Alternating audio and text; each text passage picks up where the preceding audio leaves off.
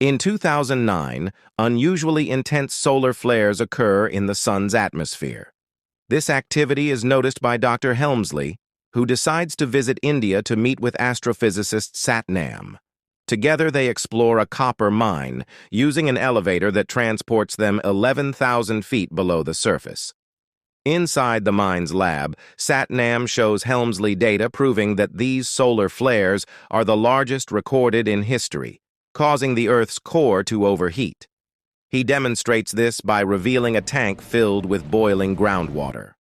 Alarmed by the possibility of a global disaster, Helmsley hurries back to the United States to interrupt a major gala, where he informs Anheuser, the head of the presidential administration, of the crisis. 6 months later, in 2010, U.S. President Wilson addresses the G8 summit about the looming end of the world.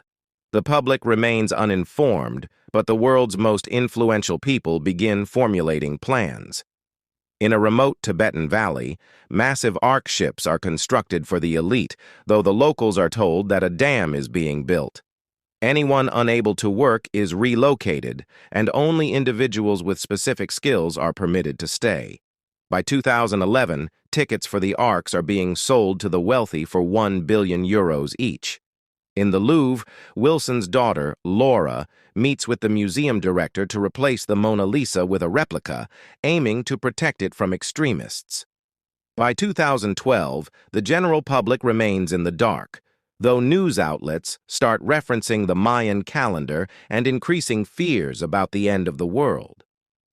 Some people, gripped by these beliefs, are taking their own lives. Cracks appear on California streets, dismissed by many as after effects of a minor earthquake. Meanwhile, passengers on a cruise ship are unsettled as the vessel seems to dip unusually low in the water. That evening, Laura receives a call from the Louvre's director, who reveals that they were misled about the real reason for moving the art. He plans to reveal the truth at a press conference, but before he can explain further, his car explodes, killing him. At the White House, Helmsley and Anheuser inform President Wilson that their initial projections were incorrect and that the global catastrophe is approaching sooner than expected.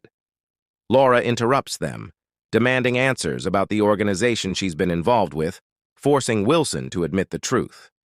Meanwhile, Jackson takes his children on a trip to Yellowstone, where they're puzzled by numerous helicopters and fencing around the lake area. Ignoring warning signs, they climb over the barriers and find the lake has dried up, surrounded by dead animals.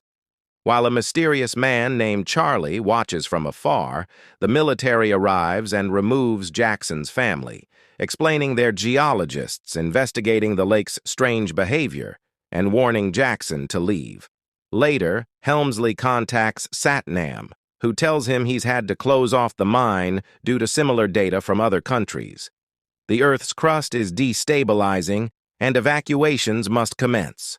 Jackson and his kids go to a nearby camping site, where they are confronted by Charlie, who questions what the scientist told him and laughs as though he knew it was a lie. That night, Jackson overhears Charlie's apocalyptic radio broadcast and becomes curious. So he approaches him. Charlie shares a cartoon about the Mayan prophecy, convincing Jackson of a cover-up with a series of news clippings showing others who tried to expose the truth and died. Jackson sees that a former colleague passed away recently, and Charlie reveals this professor sent him a map with locations of government spaceships. The next day, California experiences stronger quakes, with a massive crack splitting a supermarket, though no one is injured. Jackson's ex-wife, Kate, calls, urging him to bring the kids back immediately. Meanwhile, Anheuser updates Wilson, saying that only 4 arks are complete, which means not everyone can be saved. In a global leaders meeting, Helmsley reports they have just 2 or 3 days, prompting Wilson to initiate evacuation plans. After Jackson drops off the kids, his boss, a Russian oligarch named Karpov, calls, instructing him to take Karpov's twin sons to the airport for evacuation. One of Karpov's sons cryptically tells Jackson that he will die soon, just as a small quake shakes the area. Realizing Charlie may have been right, Jackson quickly rents a plane and rushes back to collect his family. At that moment, a stronger quake rocks California, causing houses to collapse. Jackson arrives in time to pick up his kids, Kate, and her boyfriend, Gordon. As buildings fall around them, streets fracture, and Jackson drives wildly to avoid falling debris. With the streets becoming crowded with escaping vehicles, Jackson drives through lawns and trees, eventually launching the car off a ledge. In downtown California, bridges and skyscrapers crumble, claiming thousands of lives. After a long drive, the group finally arrives at the airport, only to find the pilot has passed away.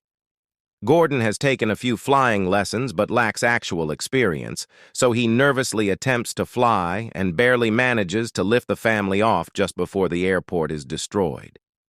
Before long, much of Los Angeles is submerged as the coastline vanishes under the sea. Later, the family stops at Yellowstone to find Charlie and his map, but Charlie isn't in his van. He's waiting on a mountain, watching everything end. Jackson drives up the mountain to locate Charlie, only to see birds frantically flying by as the hills begin to sink. While Jackson drives away, Charlie stays to keep broadcasting as a volcanic eruption hits, raining molten rocks that kill him and strike the van. Jackson manages to jump a widening crack, reaching the airport just in time, though he takes a while searching for the map, so long that the van finally falls. Thinking Jackson's lost, Gordon readies the plane. But at the last second, Jackson climbs out of the van and rushes to grab Kate's hand. Safe at last, the plane takes off just before the eruption catches them. As they check the map, Jackson realizes they must head to China, meaning they'll need a larger plane. Meanwhile, Anheuser and Helmsley watch reports of global disasters. Iconic landmarks are destroyed, millions have died, and hope dwindles. Helmsley wants to tell the public the truth, but Anheuser insists on waiting until the chosen are safely aboard the arks. They inform Wilson it's time to leave, but he chooses to stay with his people. Anheuser assumes command, ignoring Helmsley's objections, and the plane departs with Laura, who receives a final goodbye call from her father. Wilson then publicly announces the truth to the world. Jackson's group reaches Las Vegas, where Karpov and his family are also stranded, as all flights are grounded. Karpov initially ignores Jackson's pleas to take his family, but when his pilot, Sasha, finds a suitable plane and requires a co-pilot, Gordon volunteers, prompting Karpov to accept. They board a large plane carrying cars, and despite being denied takeoff, Sasha and Gordon work together, dodging collapsing buildings and grazing a tower before setting course for China. When they pass Hawaii, they're horrified to see it fully engulfed in lava, leaving no structures intact. In Tibet, a monk named Nima gets a letter from his brother who works on the arks, revealing the truth. Nima receives his master's blessing and leaves to retrieve his grandparents. In Washington, D.C., volcanic ash continues to fall. Wilson opens the White House for those seeking shelter and helps a little girl searching for her father. However, an earthquake strikes, collapsing the Washington Monument. In the Vatican, a mass prayer is interrupted by an earthquake, collapsing the building and killing thousands. A broadcast then reports tsunamis forming worldwide. A cruise ship out at sea is capsized by a massive wave, leaving the crew helpless. In D.C., Wilson regains consciousness amidst the ruins only to see a tsunami approaching, claiming the lives of any survivors. Helmsley learns that even the ark's base will be underwater within 6 hours, as the Earth's crust has shifted, moving the North Pole to Wisconsin. Back with Jackson's group, Sasha reports that fuel is running low, forcing an emergency landing. Descending, they're surprised to find no ocean. The continental shift has brought them near the Himalayas, close to the arks. The plane loses engines, and Sasha asks everyone to leave in a car through the cargo area. Gordon initially helps Sasha, but Sasha urges him to join the others. The families escape safely in a car while the remaining vehicles are lost. Sasha lands the plane, but it slides off a cliff and explodes, killing him. Soon after, Chinese helicopters carrying animals to the arks spot the group.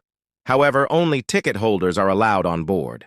Karpov leaves with his children and the dog, but he leaves Tamara behind, knowing she betrayed him with Sasha. The group wanders around aimlessly until they see a truck passing by, and Jackson throws a rock at it to make it stop. The driver is Nima, who agrees to give them a lift. Meanwhile, Helmsley's group also arrives in the area and sees several high-profile people, including the Queen and her dogs. Only 4 arks have been completed, but the third one has been damaged by earthquakes, leaving many people, including Karpov, without permission to board. Helmsley and Laura feel disgusted when they realize that among the essential scientists, there are many wealthy people with no useful skills, while none of the ark workers were given tickets. When Helmsley goes to his cabin, he observes that 10 people could fit there, yet they're prioritizing luxury over practicality.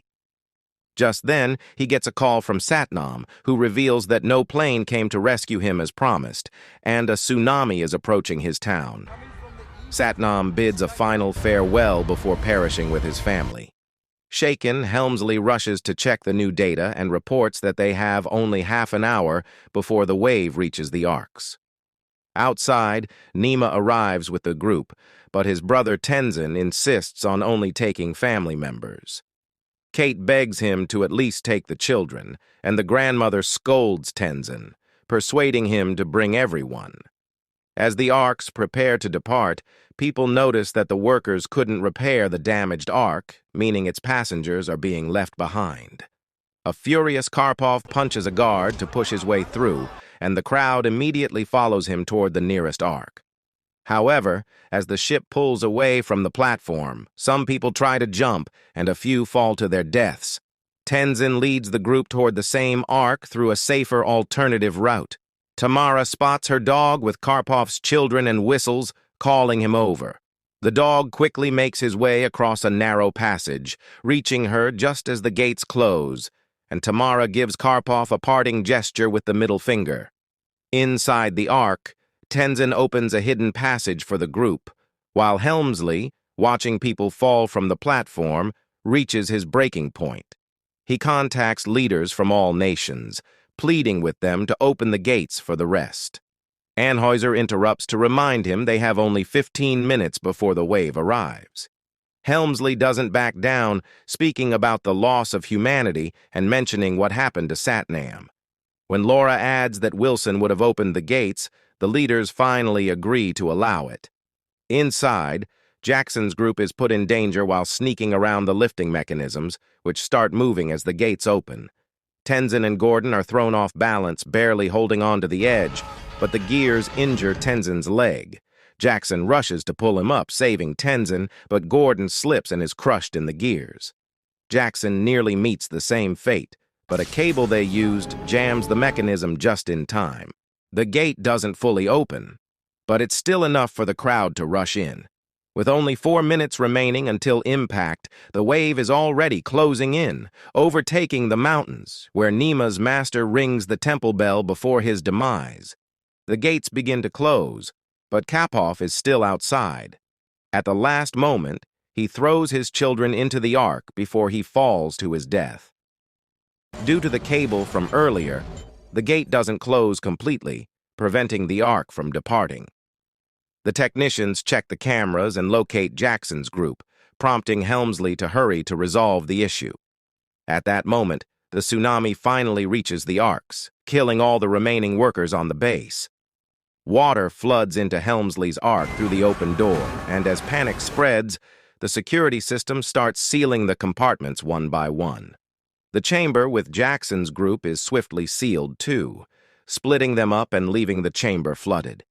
Making matters worse, the wave slams a plane into the ark, causing it to lose its supports and collide with the other vessels. They need to activate the engine to move, but it's impossible with the gate open. The tsunami shakes the ark violently, carrying it toward Everest, meaning a crash is imminent.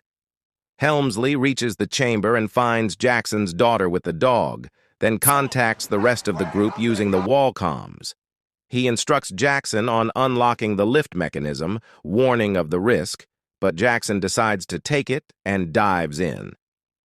When Kate is momentarily distracted helping Tenzin with his injury, her son follows Jackson against his father's wishes, proving useful by holding the flashlight so Jackson can work with both hands. After much struggle, he finally removes the cable just as the bottom of the ark collides with a rock formation. The gate finally closes, and the technicians can start the engine. However, the ship is moving too fast to turn it around in time. The ark begins crashing against the mountain, with massive rocks falling on top of it, cracking some windows. Luckily, the reverse motion engages before more damage is done, and the ark moves away from the mountain as everyone celebrates, and Jackson reunites with his family. Afterward, years are counted as after the flood. On day 27 of month 1, Helmsley and Laura share their first kiss. At that moment, the captain announces that the skies have cleared, allowing everyone to step outside and see the sun once again. As people in all 3 arks enjoy the fresh air, Helmsley checks the satellite reports, learning that the water is receding and the entire African continent has emerged. The arks set course there to begin anew. Subscribe for more videos like this, turn on notifications, and leave a like to support the channel. Thank you for watching.